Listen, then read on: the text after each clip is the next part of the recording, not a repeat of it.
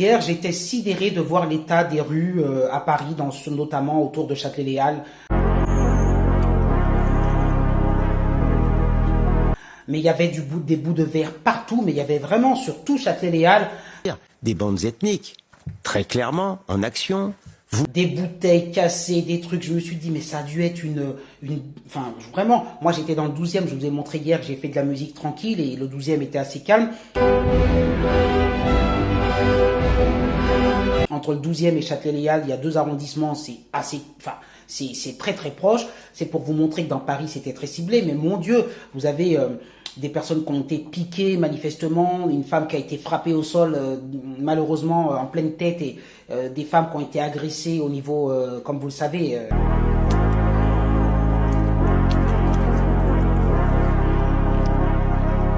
Je comprends pas cette barbarie en pleine rue systématiquement à chaque fois qu'il y a des fêtes. Ou plutôt je le comprends trop. Et maintenant on attend le 14 juillet. Et le 14 juillet on refera le même constat. Alors on voit un blanc en train de se faire lyncher. On sait qu'il y avait quelqu'un de bien inspiré qui a utilisé des piqûres pour instiller à l'intérieur de la peau de certaines femmes des substances toxiques. Évidemment, si vous écoutez les médias mainstream, tout s'est bien passé. Peut-être que par endroits ça s'est bien passé, mais je vous assure, hier, le spectacle, quand j'ai vu les rues de Paris, je me suis dit, mais mon Dieu, ça a dû être, pour les personnes qui étaient là, très très insécure. Voilà ce que je peux dire.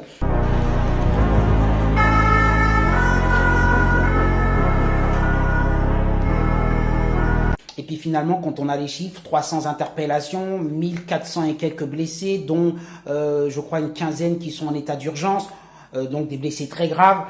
Je sais qu'il y a eu des agressions, comme je vous l'ai dit, au sol, bon, des choses, bien sûr, encore une fois, des pillages de certaines vitrines. Écoutez, je crois que c'est un peu les mêmes, toujours les mêmes, hein, ceux qui ont fait le bordel, vous savez, au niveau du PSG Inter, hein, vous savez, qui viennent des banlieues, toujours les mêmes. Hein. Je veux pas... Encore une fois, quand vous voyez sur les images, c'est assez frappant. Moi, d'ailleurs, Châtelet, ça devient, excusez-moi, un quartier un peu malfamé maintenant. C'est une population de plus en plus... Tout le monde se donne rendez-vous là, toutes les banlieues débarquent là, et ça devient plus du tout intéressant. Mais alors, plus du tout intéressant de traîner à Châtelet. Alors, surtout les soirs de match et de fêtes. C'est, mon Dieu, c'est mais catastrophique. Et qu'est-ce que fait le gouvernement? Encore une fois, on va prendre des mesures, on va faire ci. Pendant ce temps, M. Macron, lui, fêtait la fête de la musique à l'Élysée qu'il avait transformée encore une fois en boîte. Bon, on ne prend pas la mesure du problème. Il faut régler ça une fois pour toutes. Il n'est pas normal que nous attendions le 14 juillet avec peur. Pourtant, je suis encore passé avec ma fameuse roue électrique. J'ai vu le cordon de CRS quand j'ai été faire ma fête de la musique. J'ai vu le cordon de CRS qui était là. Ça part depuis, alors le cordon de CRS, il part, écoutez-moi, il part depuis Bercy jusqu'à Châtelet. Il y a une lignée comme ça de voitures. Malgré ça, ça suffit pas. Les mecs quand même arrivent à casser, à piller, à agresser. Mais quelle est la solution en fait? Je me demande quelle est la solution. Quand je vois ça, je ne sais pas ce que vous en pensez vous. Alors évidemment, peut-être que vous n'êtes pas tous de Paris, mais manifestement, il n'y a pas qu'à Paris. Il y a eu plusieurs endroits... Voilà, en France où il y a eu des dégâts. Alors bon, je vais pas commenter le commentaire de monsieur Émeric Caron qui dit que il n'a pas vu des personnes issues de l'IMI, que de toute façon, que vous voulez que je vous dise. En tout cas, il y a une chose qui est gravissime, c'est que le chef de l'État pendant ce temps-là s'amusait, qu'aucune mesure n'a été prise réellement pour enrayer ce problème et qu'à chaque fois, on n'a pas de solution. On est complètement impuissant. Il y a un match de football, il casse tout. On est, je sais pas, le 14 juillet, ils vont tout casser. On est le jour de l'an, ils vont tout casser. Il n'y a pas d'autre solution que de mettre des corps de CRS et puis de se dire, on attend, on va encaisser. Et puis le lendemain, vous avez les voitures balais qui ramassent tout ça. On appelle les assurances, on répare les vitrines. Bon, voilà, je sais pas juste on répare le mobilier urbain qui sont payés, bien sûr, avec notre argent, nos impôts. Je l'ai déjà dit, quand on aime la France, on ne la casse pas.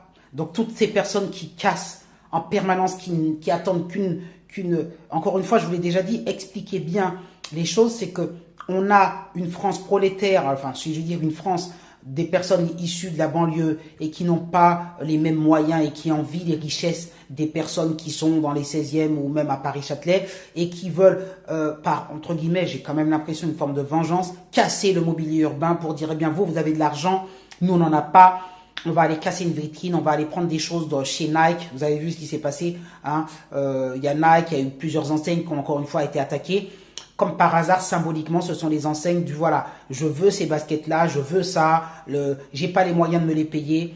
Eh bien, je vais aller prendre aux riches ce qui me revient. Enfin, vous voyez, il y a quand même une notion comme ça de dégradation du bien public. Ça veut dire que ces personnes ne s'identifient pas à ce bien public. Ça a quand même été très loin dans la violence gratuite et la cruauté. Et effectivement, par rapport à ça, l'omerta totale, et vous avez entièrement raison, sans les réseaux sociaux, ce que j'appelle les autorités d'occultation seraient toujours maintenant dans le silence coupable, pour des raisons profondément idéologiques, parce que ça ne leur fait pas plaisir de montrer la réalité. Et qu'elles estiment qu'elles sont voilà, en marge, et c'est une forme de revanche. Moi, c'est comme ça que je le vois, hein.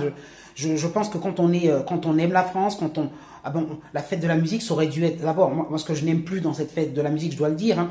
Moi je vous ai montré des vidéos où j'étais sur scène, parce que la musique c'est ça, la musique, quand vous fêtez la musique, c'est aller voir des musiciens.